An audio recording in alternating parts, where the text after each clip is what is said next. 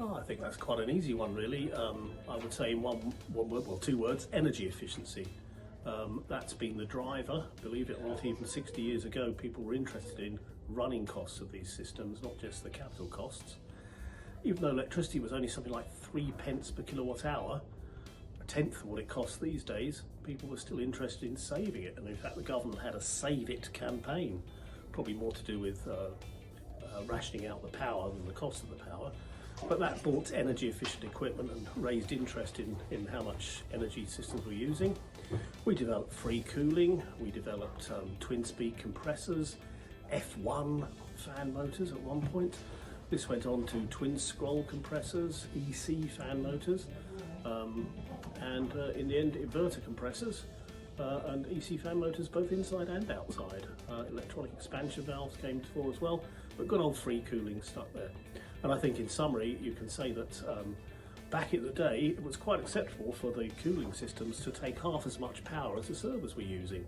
So the PUE, as we call it these days, would be 1.5.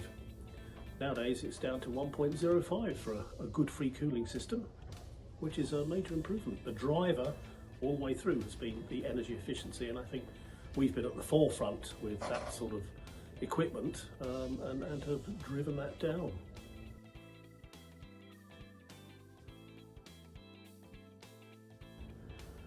Oh, I think the biggest thing there is the heat load density. The cooling loads per square metre that we've been dealing with have been going up and up.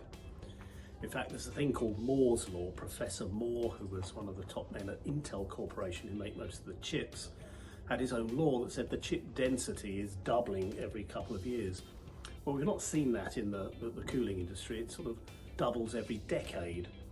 A typical office might have something like 120 watts per square metre of floor area for a summer cooling load.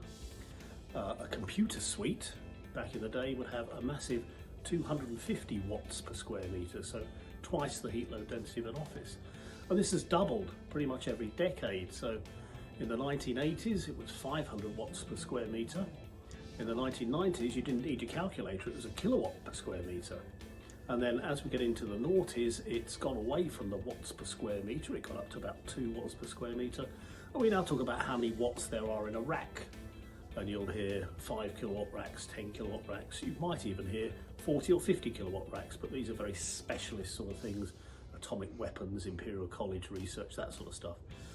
Your average rack is still designed on 10 watts, and you accept that, yeah, you might have high density racks somewhere, but somewhere else in the room there'll be the comms gear, the power supplies, etc., which are way down at 1 or 2 kilowatts. So it's the rack density that's gone up all the time, and that's what's really the biggest customer demand. So we've got to deal with those increasingly dense cooling loads and keep the reliability while we do it.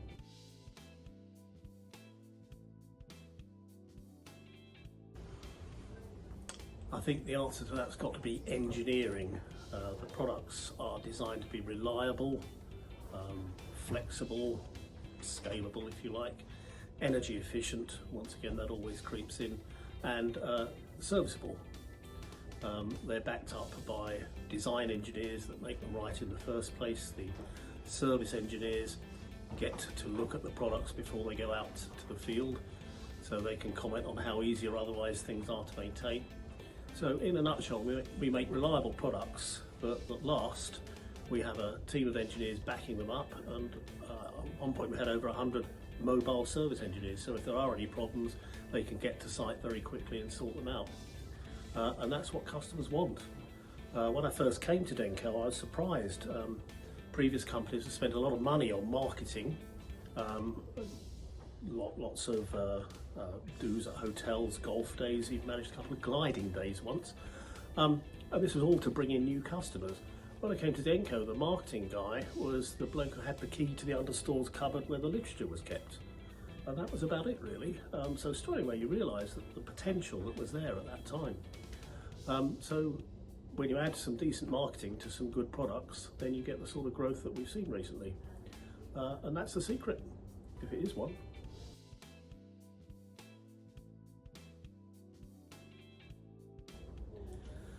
Yes, there are some major milestones. One of the things that springs to mind is the mid-80s, when the Met Office got their first supercomputer.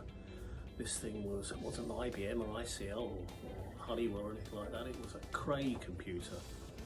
So first of all, you think some London gangsters have got together with the mafia and taken on IBM or something. But it wasn't. It was a supercomputer. It turned up. We'd got the site all ready for it. And it looked like an oversized wedding cake. No knobs, levers, switches and dials, no flashing lights, no buzzers, nothing. And it just sat there, and we were all very disappointed. And that was a Cray supercomputer, but that kind of signified a change in the way things are going. And it was probably the first step to where computers became not something that went in a suite with a viewing gallery for customers to look round, and something that was hidden away in a corner and kept under wraps. And of course that's the way data centres evolved. I remember going to a London Docklands Development Corporation presentation where they showed us a slide dissolve show of how they're going to regenerate the Dockland areas. And of course we were looking at a project for the first London telehouse. Didn't even know what a telehouse was in those days, but it was explained that it's like a hotel for servers. And of course we have them every day these days, but that was the first ever one that I recall for Shimizu Construction in London in probably the late 80s. And then we move on from there. We have some other notable projects, and things just gradually evolved to the dark lights out type areas that we have now. I remember once being asked to go into the centre of Hereford because there was a Legionella outbreak. And as the technical director of the local air conditioning company, I had to go and reassure everybody that it was safe to go back into Hereford. And the only way to do that was to go myself. So I did, and I got interviewed by the local radio. And at that time, of course, cooling towers were then phased out because adiabatic cooling was suddenly the villain on all this thing. And then cut forward 20 years, and suddenly adiabatic cooling's back in as the way to go for data centres. So there's certainly I think there's a Chinese expression that say what goes around comes around, or there's nothing new under the sun, something like that. But these things come and go in the data centre industry. So that was quite notable as well. And of course, latterly we saw some high density areas, Reuters, Docklands, Barclays in London Docklands started getting up to about 1 and 2 megawatts of cooling, with loads of data centre cooling units, just how we like it. And that was kind of the lead into the hyperscalers that we see currently today, where we talk about 5 megawatt locations and things of that nature. So those have sort of been the milestones along the way from the computer suites in the 1970s to the hyperscale data centers that we see today.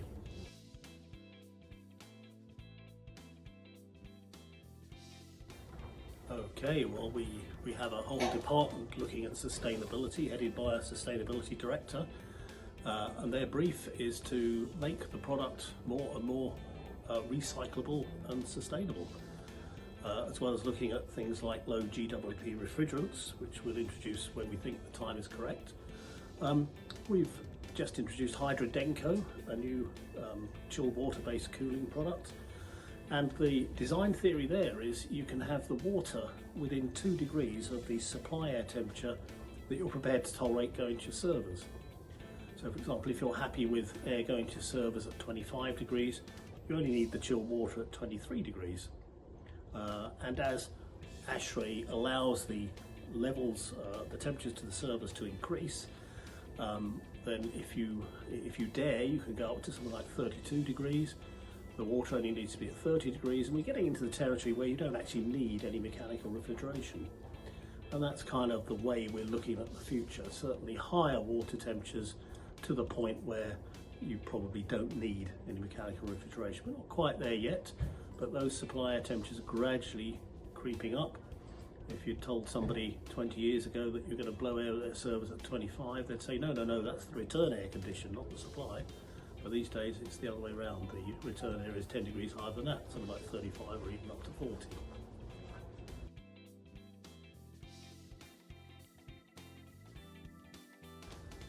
That's an interesting one. If I can go back to 1979, when I first started in this business, people said, oh, cooling computers, that's really not a good thing to get into. Computers are getting smaller and smaller, use less and less power and give out less and less heat. But of course, what nobody had any idea of was how the sheer thirst for number crunching power was going to go up exponentially. And you'd never dream of the hyperscale data centers we have today. They're getting bigger and bigger. The technology, as I've mentioned earlier, the water temperature is getting higher and higher. The free cooling is lasting for more and more of the year. People talk about immersion cooling. We're looking at that. It's not really getting a lot of traction in the data center cooling world. It's there, but it's not the way to do things all the time. Certainly not the solution for everybody.